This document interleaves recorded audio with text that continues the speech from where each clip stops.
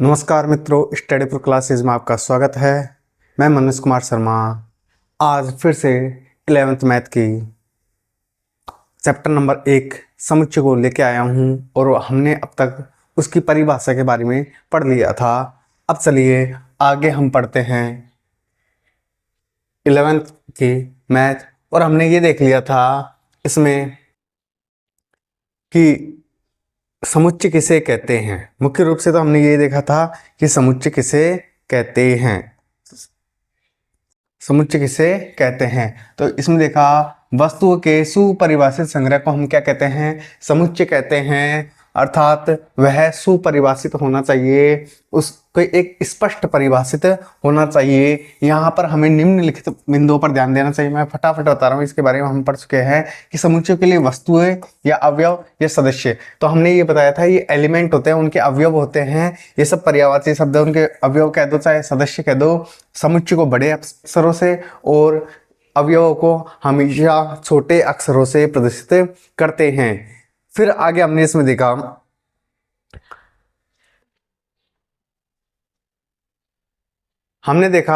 कि यदि समुच्चय ए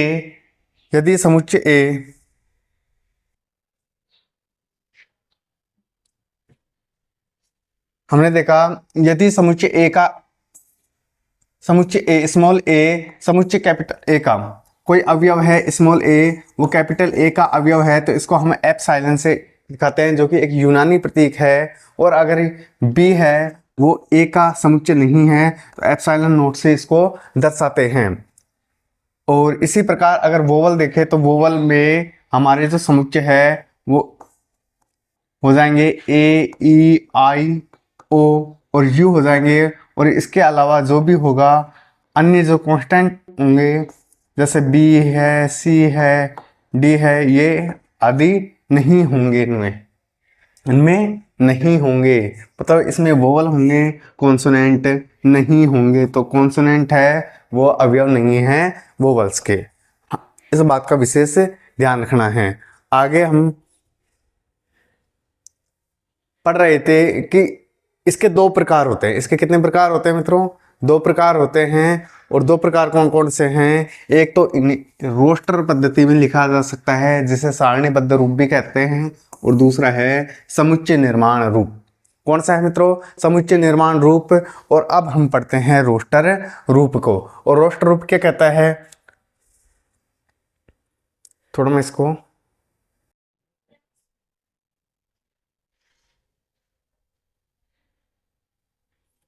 रोस्टर रूप क्या कहता है कि रोस्टर रूप में समुच्चय के सभी अवयवों को सूचीबद्ध किया जाता है।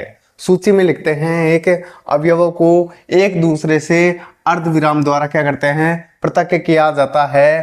अर्धविराम का चिन्ह लगाया जाता है और उन्हें सबको एक मजले कोष्ठक में क्या किया जाता है, बंद किया जाता है।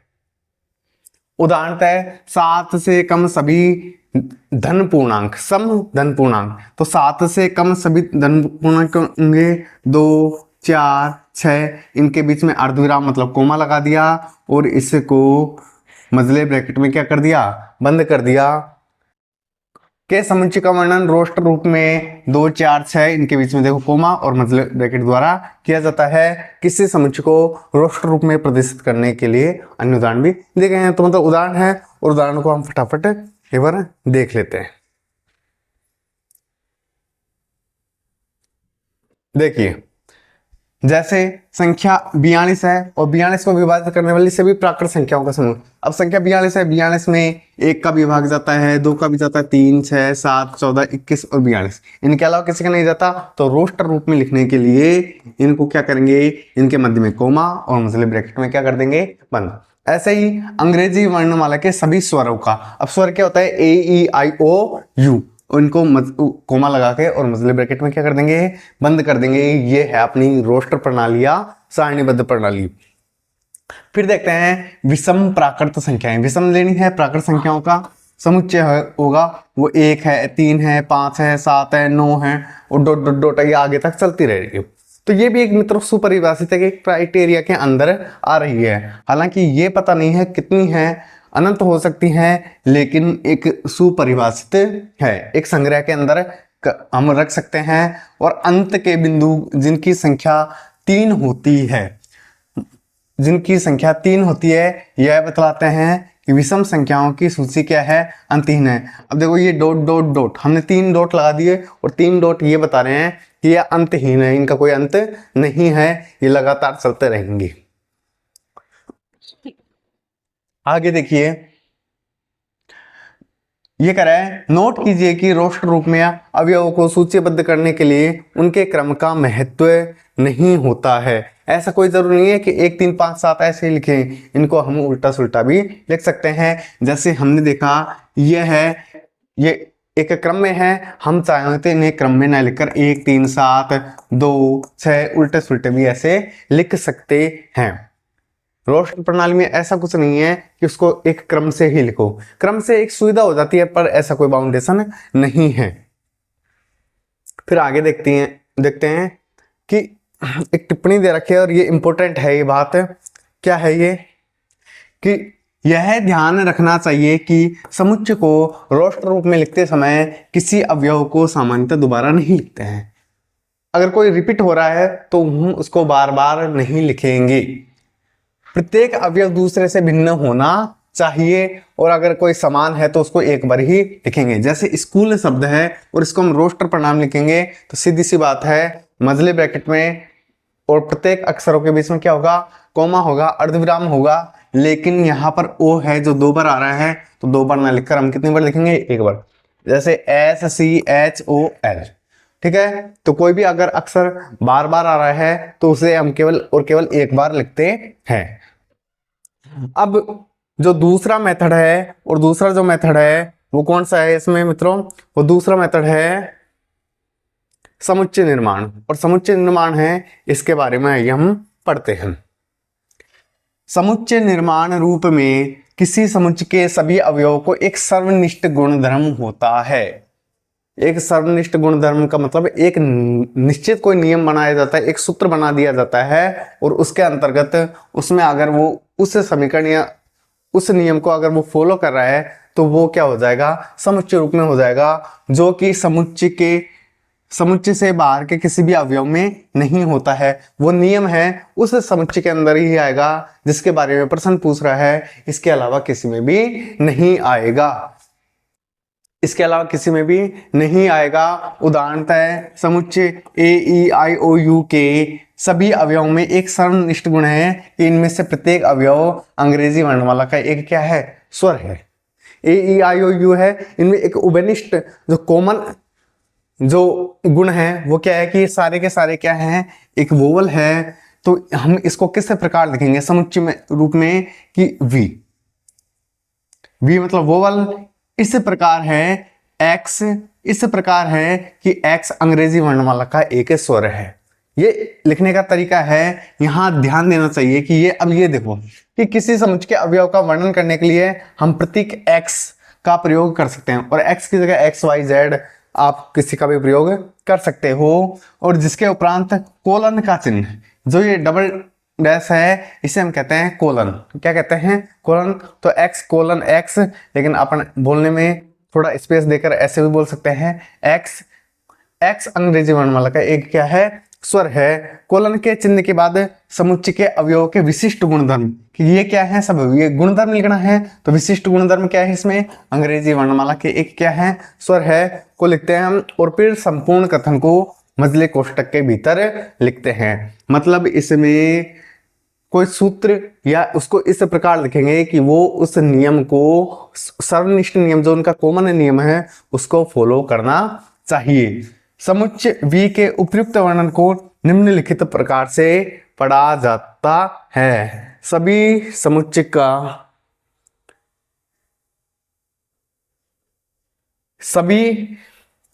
देखो उसको पढ़ने का तरीका भी क्या है कि सभी X का समुच्चय जहां X अंग्रेजी वर्णमाला का एक क्या है, सदस्य है, एक स्वर है, एक क्या है, स्वर। इसको पढ़ने का तरीका देखो मित्रों, सभी X का समुच्चय जहां X अंग्रेजी वर्णमाला का एक क्या है, स्वर है, इस प्रकार इसको पढ़ा जाता है।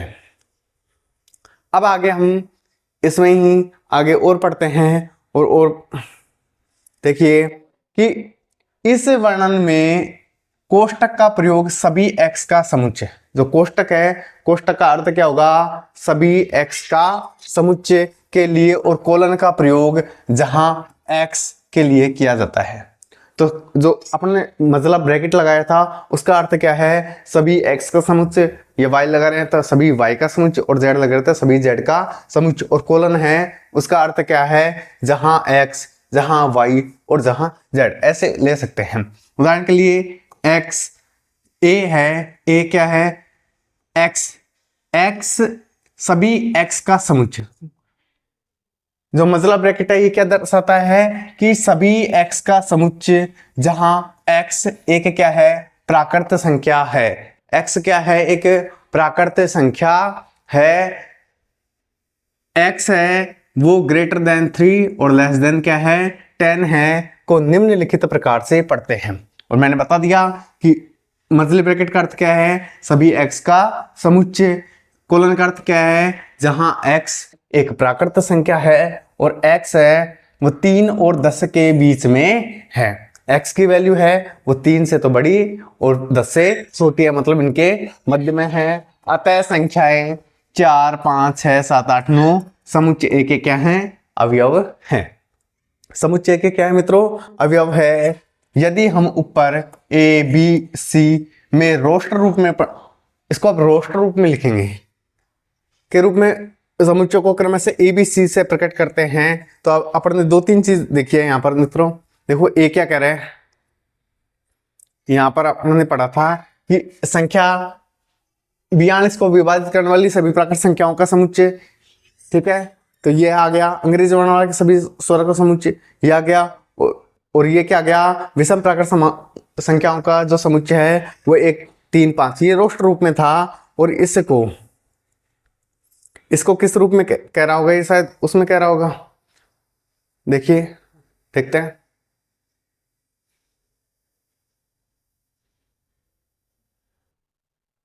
ये पढ़ चुके, हाँ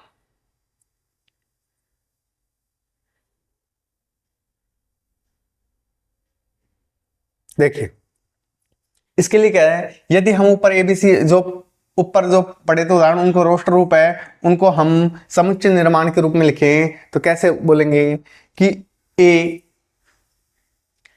एक्स का समुच्चय जहां x इस प्रकार है कि एक प्राकृत संख्या है, x एक क्या है, प्राकृत संख्या है जो संख्या 42 को विभाजित करती है। और अब संख्या 42 को विभाजित कौन कौन कर रहा है अपन लिख सकते हैं। बी y का समुच्चय जहां y इस प्रकार है कि अंग्रेजी वर्णमाला का एक क्या है, स्वर है, और हम इसको अगर रोस्टर में लिखें तो ए ई आई ओ और यू। और सी जेड का समुच्चय जहां जेड इस प्रकार है कि एक जेड एक क्या है, विषम प्राकृत संख्या है। ये इनको लिखने का तरीका है मित्रों। अब देखिए हम एक इससे सवाल करते हैं। अब इनसे एक एक उदाहरण लेते हैं। यहाँ पर 2-3 उदाहरण हैं, हम इनके अध्ययन कर लेते हैं और फिर हम पढ़ेंगे इसमें प्रश्नावली भी। इसमें क्या पढ़ेंगे, प्रश्नावली। देखिए समीकरण x² + x - 2 = 0 का हल समुच्चय रोस्टर रूप में लिखिए। किस रूप में लिखवा रहा है, रोस्टर रूप में। तो रोस्टर रूप में कुछ नहीं, इस समीकरण को हम हल करेंगे और हल करने पर क्या आया, x² + x - 2 = 0। इसके टुकड़े करेंगे और टुकड़े करने पर हमें क्या प्राप्त हुआ कि इसके जो टुकड़े हैं वो टुकड़े करने पर हमें क्या प्राप्त होगा, देखिए क्या प्राप्त होगा, x - 1 और x + 2 प्राप्त होगा। मैंने डायरेक्ट कर दिया है इसको हल ना करके। और जहां से x का मान 1 और -2 आएगा, x के मान 2 आ गए तो इसको जो रोस्टर रूप है वो कैसे लिखेंगे कि अगर इसको आप कुछ भी मान सकते हैं, जैसे a मान लिया तो a है किस प्रकार है कि यहाँ पर मान क्या है, 1 और -2। ये इसका रोस्टर रूप में लिखने का तरीका है। उदाहरण 2, समुच्चय x का समुच्चय इस प्रकार है कि जहां x एक धन पूर्णांक है। x क्या है, धन पूर्णांक, मतलब प्लस की संख्या है और एक्स स्क्वायर है वो 40 से क्या है कम। अब एक्स स्क्वायर 40 से कम किसका होता है? 6 का। तो 1 का स्क्वायर, 2 का, 3 का, 4 का, 5 का, 6 का, इन सब का स्क्वायर क्या होता है? 40 से कम होता है। तो यहाँ पर x को किस रूप में लिखेंगे? तो देखिए यहाँ पर कौन कौन संख्या आ रही है? 1 2 3 4 5 6 अभिष्ट संख्या है, अतः इसको रोस्ट रूप में लिखने के लिए जैसे a बराबर मैंने ले लिया 1 2 3 4 5 और 6, ये इसको किस रूप में लिखेंगे हम? रोस्टर रूप में लिखने का एक तरीका है। आगे देखिए, और आगे जो प्रश्न कह रहा है उदाहरण नंबर 3, और ये कह रहा है इसने रोस्ट रूप में लिख दिया कि समुच्चय ए 1 4 9 16 25 को समुच्चय निर्माण रूप में लिखना है। अब ये देखिए ये सब का वर्ग है। ये किसका है? 1 का स्क्वायर, 2 का स्क्वायर, 3 का स्क्वायर, 4 का स्क्वायर और 5 का स्क्वायर। तो यहाँ पर क्या है कि प्राकृत संख्याओं का वर्ग हो रहा है। प्राकृत संख्याओं का क्या है? वर्ग है। तो इसको लिखने का क्या तरीका है कि ए x इस प्रकार है कि x क्या है? एक प्राकृत संख्याओं का वर्ग है। प्राकृत संख्याओं का क्या है? वर्ग है। प्राकृत संख्याओं का वर्ग है। और इसको हम इस प्रकार मजले ब्रैकेट में क्या कर देंगे? बंद कर देंगे। या फिर इस प्रकार भी लिख सकते हैं, इसको अब हिंदी में ना लिखकर इसको एक सांकेतिक रूप में भी इस प्रकार लिख सकते हैं कि x जहां पर x इस प्रकार है कि n स्क्वायर, और जहां n है वो अवयव किसका है? कैपिटल N का। मतलब ये किसका अवयव है? ये किसका अवयव है? कैपिटल N, मतलब प्राकृत संख्या का अवयव है। तो मेरे हिसाब से ये ज्यादा बेटर रहेगा लिखने का तरीका। दोनों चाहिए, कोई गलत नहीं करेगा समुच्चय निर्माण में, लेकिन जो लिखने का तरीका है वो ये ज्यादा बेस्ट है कि x का समुच्चय इस प्रकार है कि x बराबर n स्क्वायर, जहां n एलिमेंट है कैपिटल N का, मतलब नेचुरल नंबर का एलिमेंट। यहां पर देखिए समुच्चय 1/2, 2/3, 3/4, 4/5, 5/6 और 6/7 को समुच्चय निर्माण रूप में लिखना है। अब समुच्चय निर्माण रूप में देखो, अब वही बात, यहाँ पर जो संख्या आ रही है उससे एक ज्यादा आ रही है। अगर ऊपर n है तो नीचे क्या आ रहा है? n+1। क्या आ रहा है? n+1। और ये सभी क्या है? प्राकृत संख्या है। तो n है वो किसका एलिमेंट है? इसका है। किसका? नेचुरल नंबर का है। तो इसको ऐसे भी लिख सकते हैं x बराबर ये x बराबर n/n+1, जहां n एलिमेंट है किसका? कैपिटल N का। ये क्या हो गया अपना? कौन सा रूप हो गया? समुच्चय निर्माण। ये कौन सा हो गया अपना? समुच्चय निर्माण हो गया। देखो यही बता दिया जो मैंने बताया था कि x का समुच्चय इस प्रकार है जहां x बराबर n/n, जहां n एक क्या है? प्राकृत संख्या है। अच्छा, इसमें और ये भी देखना है कि ये केवल कहां पर है? 6/7 तक है।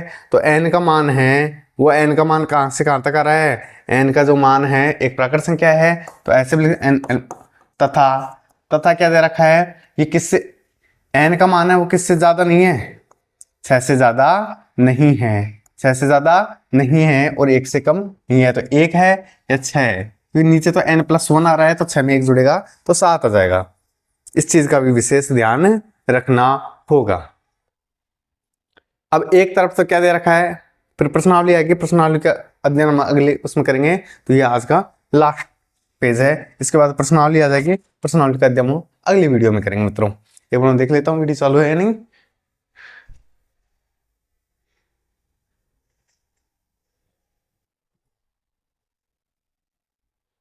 यस, उदाहरण देखो, बाई और रोस्टर रूप में वर्णित प्रत्येक समुच्चय का दाईं ओर समुच्चय निर्माण। एक तरफ तो कौन सा रूप है?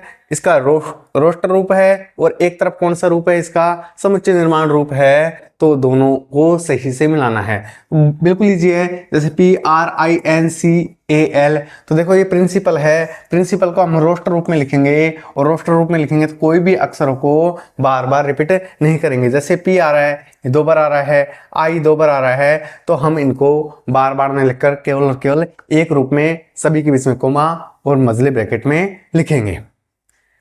फिर देखो यहां पर इधर से देखते हैं, ये समुच्चय निर्माण x इसका समुच्चय इस प्रकार है जहां x एक धन पूर्णांक है तथा 18 का भाजक है। 18 का भाजक क्या होगा? जिसमें किस किस में 18 का भाग जाता है, किस किस का भाग जाता है 18 में? तो ये देखिए 1 का, 2 का, 3 का, 6 का, 9 का और 18 का भाग जाता है। मतलब ये सब क्या है? 18 के भाजक है। x इस प्रकार है कि x एक पूर्णांक है और x स्क्वायर बराबर 9। अब x स्क्वायर बराबर 9 है तो x बराबर कितना होगा? x स्क्वायर बराबर 9 हो जाएगा और यहाँ से x बराबर कितना हो जाएगा?